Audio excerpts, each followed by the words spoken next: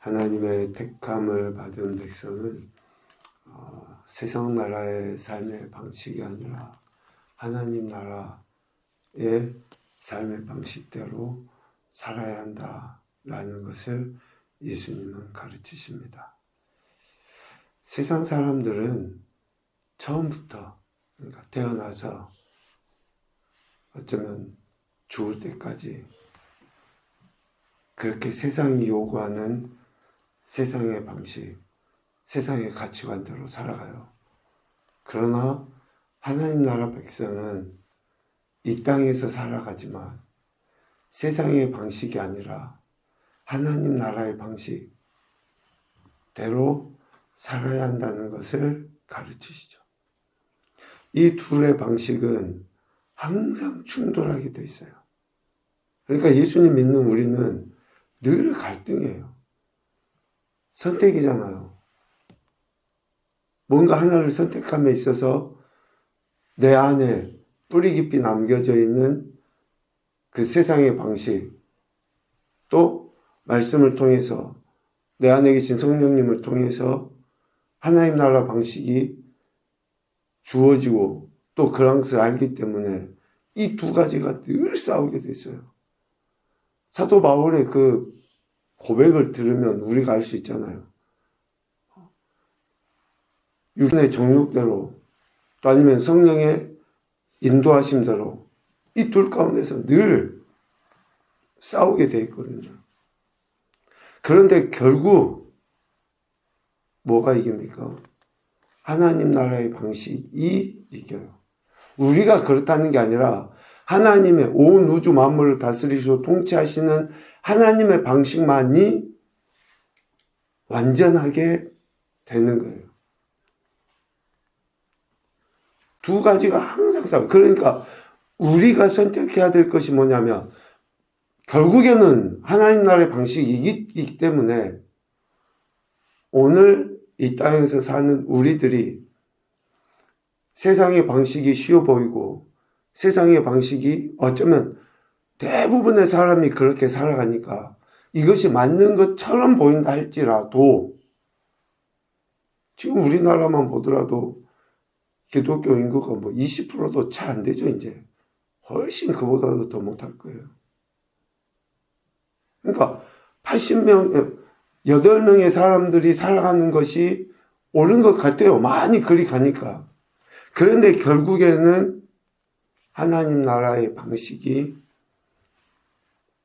완전히 이루어질 때가 온다라는 거예요. 즉 하나님의 통치하심이 완전한 승리를 이루실 때가 반드시 오기 때문에 그때까지 인내함으로 또 오늘 말씀들을 보면 그때까지 스스로 조심하고 그때까지 항상 기도하며 깨어 있어야 한다 라는 그러한 가르치심을 주시죠. 그러면 어느 때 언제 하나님 나라의 그 방식 하나님의 통치하심이 완전히 이루어지는가? 아무도 몰라요. 아무도. 언제 그렇게 됐는지. 날을 알 수가 없어요.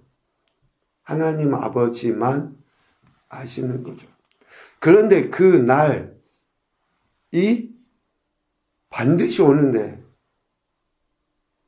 징조가 있다는 거예요. 징조가. 그래서 그 징조를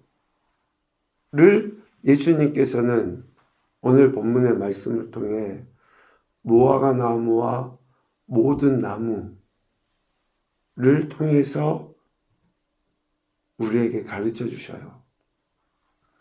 즉 자연 현상을 통해 마지막 때, 즉 하나님의 통치하심이 완전히 승리할 때가 온다는 것을 비유로 가르쳐 주십니다. 자연 현상들, 이런 만물들을 통해서 겨울이 되게 춥고 저 나무를 보면 죽은 것 같지만 봄이 되면 어때요? 싹이 펴요. 그리고 풀풀어 잎사귀가 나고. 근데 그런 일들이 이루어지는 거죠. 그러니까 예수님은 피조 세계를 통해서 하나님의 선한 뜻이 드러나고 있다는 것을 가르쳐 주셔요. 혹독한 겨울처럼 그냥 전혀 아무것도 없는 것 같고 메말라 버리고 죽은 것 같지만 하나님께서는 생명의 주체이시고 모든 만물을 솟아나게 하시는 그 하나님은 어때요? 일을 하시는 거죠. 우리 눈에는 안 보여요. 우리가 어떻게 봄이 안 좋아합니까? 순간 따뜻함이 느껴져서요. 그런데 언제인지 모르는 딱 보니까 꽃이 피어있는 거예요. 하나님이 그렇게 자연 만물을 통해서 통치하고 계신다는 것을 보이시는 거예요. 보이시는 거예요. 특별히 우리 인생, 자연의 어떤 만물, 피조세계 말고 우리 한 개개인의 인생들을 하나님께서 다스리시고 통치하신다라고 하시는 것을 우리 인생들은 다른 피조세계보다도 훨씬 더 분명하게 알 수 있어요. 그게 뭐냐면 양심이에요, 양심. 우리 안에 양심이라는 것을, 즉 하나님의 형상대로 지으시고 우리 안에 양심이라는 것을 주심으로 말미암아 하나님의 통치하심이 이루어지고 있다는 것을 알게 돼요. 사울이었을 때 그렇게 하나님의 뜻에 어쩌면 위배되는 반역하는 행태의 삶을 살았었잖아요. 그런데 바울이 되고 나서 어떻게 됩니까?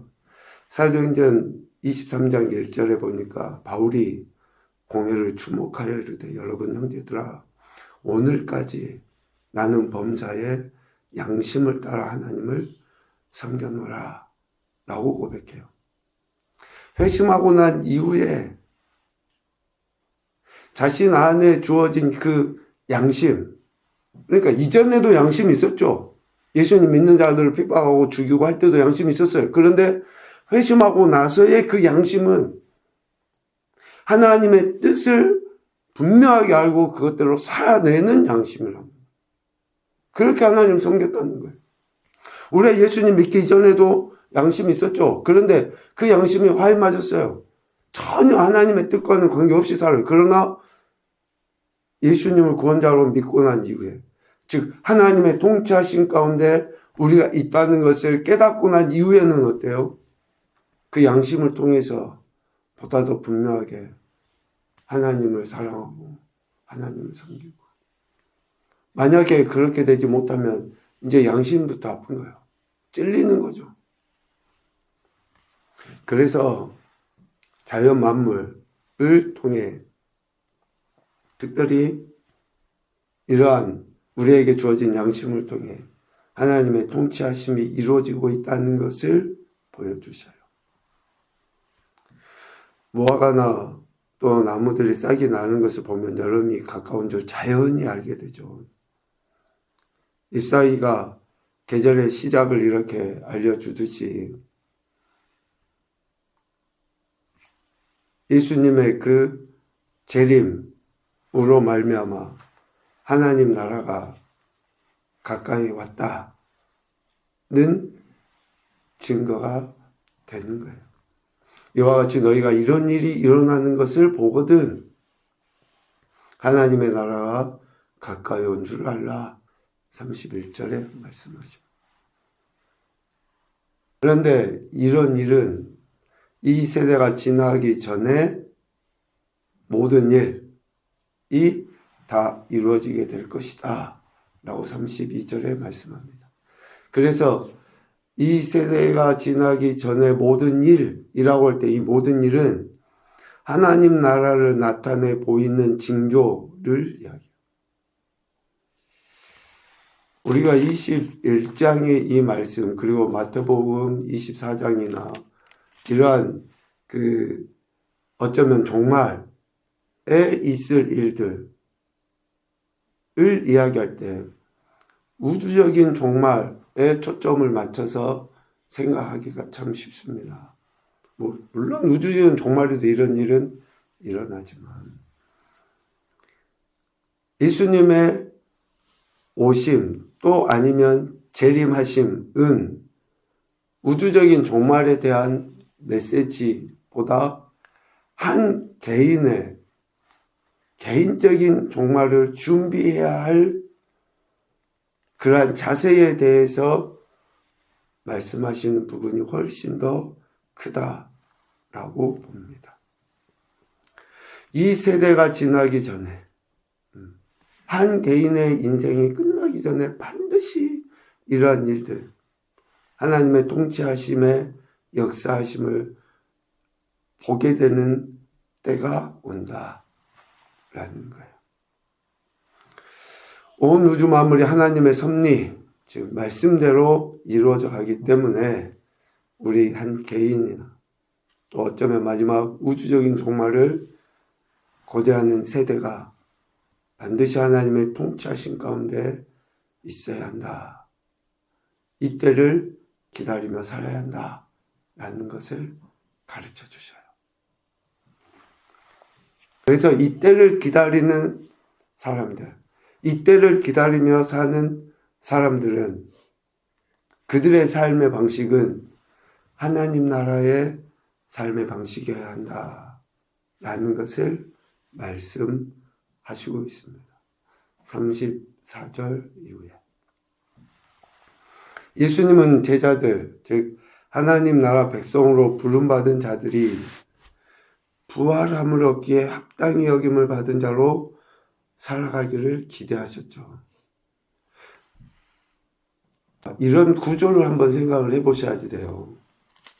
앞서 20장에 사두개인들과의 논쟁을 통해서 예수님은 부활에 대한 이야기를 하셨어요. 부활은 죽고 난 이후의 부활이에요. 그러니까 어쩌면 개인적인 종말이나 우주적인 종말 이후의 부활이거든요.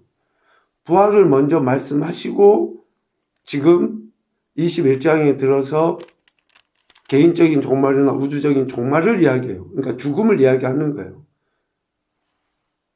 이 구조를 왜 주님이 이렇게 배치를 하셨을까 생각을 하면 이 개인적이나 우주적인 종말은 왜 있어야 됩니까? 부활을 위해서 있는 거예요. 부활을 위해서. 부활을 위해서 개인의 죽음, 우주적인 심판에 이러한 하나님의 심판이 있어야 되는 거예요. 부활을 위해서. 그러면 이 개인적인 종말과 우주적인 종말에 우리는 뭐에 포커스를 맞추고 살아야 돼요? 부활을 생각하며 사는 거예요. 부활에 합당히 여김을 받기 위해서. 그냥 단순히 부활하기 위해서 우리는 지금 이 땅에서 어떻게 살아야 하는지를 정해야 되는 거예요. 그 부활 때문에. 지금 그 구조로 예수님은 제자들에게 가르치셔요. 오늘 우리가 예수님 제대로 믿고 그분의 통치하심과 그분의 역사하심 속에 그 말씀에 대한 선택, 천지는 없어지나 예수님의 말씀은 없어지지 아니하시는 영원토록 계시는 그 말씀을 왜 선택해야 됩니까? 나중에 부활하기 위해서요. 결국은 부활에 합당히 여김을 받는 자가 되기 위해서 그렇게 하는 거예요.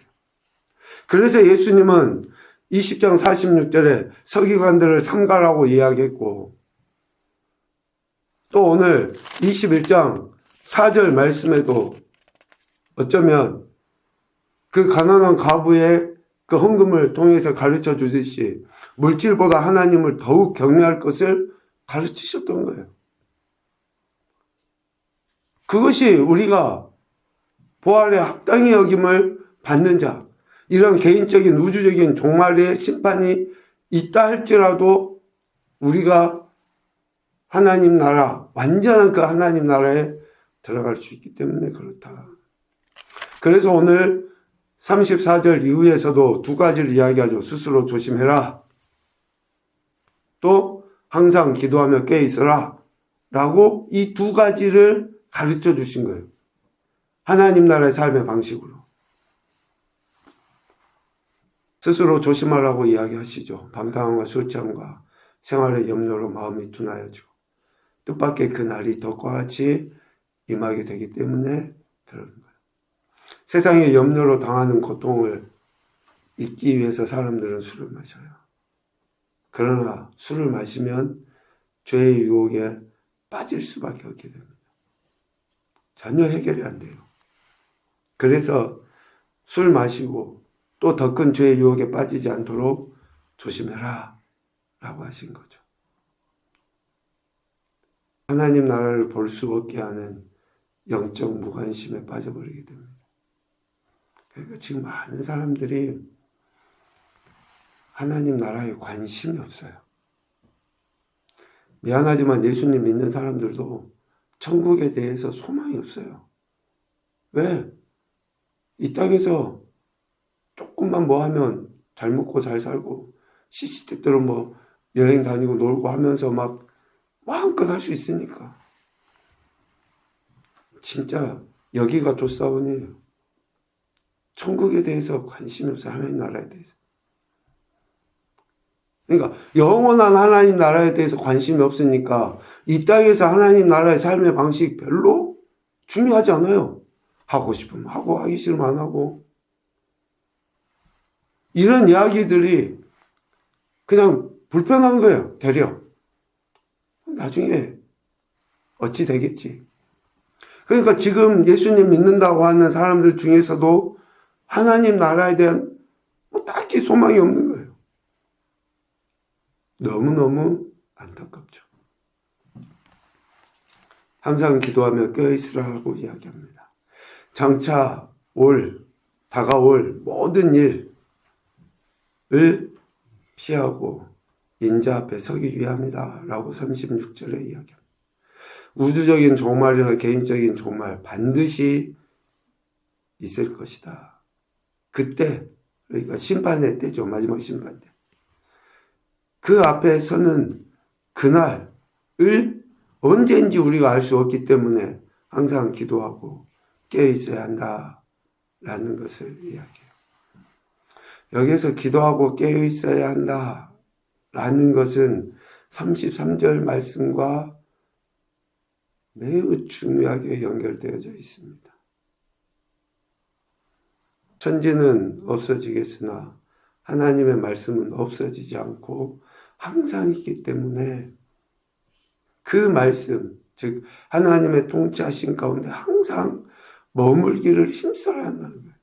항상 기도하고 깨어있으라고 하는 그 말이 지금 어쩌면 우리가 기도하고 있는 그러한 기도를 이야기하는 게 아니에요. 지금 하나님 이 문제가 제발 해결됐으면 좋겠는데 그러면서 우리가 이런 기도. 지난 목요일 저녁에도 우리가 같이 잠깐 이야기를 나눴지만 기도의 분량, 시간을 이야기하는 게 아니에요.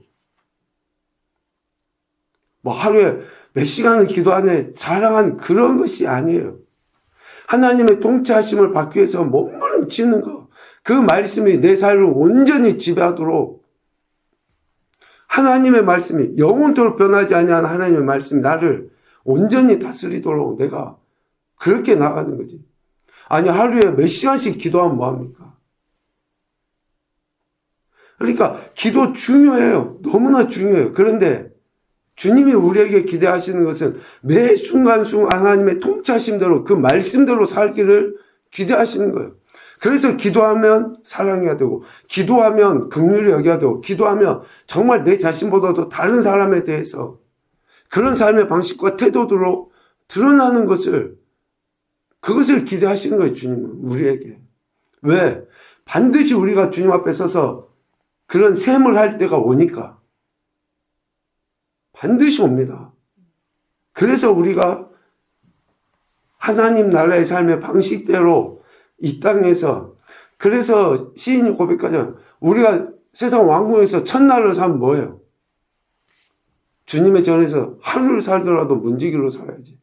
주님 말씀을 기억하고 듣고 순종하고 그것으로 기뻐하고 즐거워하고 감사하고 있고 없고의 문제가 아니라니까요. 그러한 삶을 살아가기를 주님은 기대하시는 거예요. 그래서 항상 기도하며 깨어있으라고 가르치십니다. 주님의 재림하심으로 인해서 하나님 나라는 반드시 완성으로 드러나 보여지게 돼요. 오늘 우리는 그 완성된 하나님 나라를 기대는 하지만 지금 이 땅에서 우리가 하나님 나라를 누리기 위해서 하나님 나라의 삶의 방식을 선택해야 돼요. 세상 나라의 삶의 방식이 강력하게 우리를 넘어뜨리려고 유혹하게 되어 있습니다. 그러나 영원토록 변함없으신 하나님의 말씀에 대한 우리의 그 선택, 이런 단어를 제발 오해하지 마십시오. 뭐 선택한다고 하니까 내 의지로, 인간의 힘으로. 아니에요. 우리 안에 계시는 성령 하나님의 도우심이 없이 어떻게 우리가 그걸 선택합니까? 어떻게 우리가 그것을 진짜 육신의 생각으로 어떻게 그걸 선택을 해요? 성령 하나님이 계시니까. 그래서 우리가 성령님의 도우심을 구하는 거예요. 이런 바른 선택을 하고 하나님 말씀대로 살기 위해서. 그렇게 할 때에 구원, 생명. 그래서 인내로 생명을 얻게 되는 거예요. 구원을 받게 되는 겁니다. 첫 번째 교훈입니다. 하나님은 자연 만물과 우리 인생에게 주신 양심을 통해 하나님의 뜻을 나타내 보이신다. 그래서 우리의 양심이 하나님 말씀으로 정결해져야 됩니다. 두 번째, 언제나 우리와 함께 하시는 하나님의 말씀을 듣고 순종함을 통해 하나님 나라를 지금 살아내야 한다. 지금 하나님 나라를 살아내야죠. 하나님 말씀을 듣고. 부부관계, 부모 자녀관계, 이런 모든 관계들 속에서 직장 안에서도 하나님 나라를 우리가 살아내야죠. 세 번째, 지금 살아내는 하나님 나라의 삶이 반드시 심판의 주님으로 오실 예수 그리스도 앞에 설 수 있게 한다. 달란트 비유도 하셨어요. 문화 비유도 하셨어요. 하나님 나라의 삶을 지금 살아내는 거예요. 그러한 삶이 심판의 주님으로 오실 예수 그리스도 앞에 서게 해요. 그렇게 살 때 주님 앞에 서게 되는 것입니다. 오늘도 우리에게 생명 주신 이유는 하나님 나라의 삶을 이 땅에서 살아내도록 하시기 위함입니다. 그 은혜를 잊지 아니하고 성령 하나님의 도우심 속에 하나님 나라의 삶의 방식을 택하여 하나님의 영광도 드러내고 더 큰 은혜들을 누리며 살아가는 귀한 한 날이 되시기를 주님의 이름으로 축복합니다. 아멘.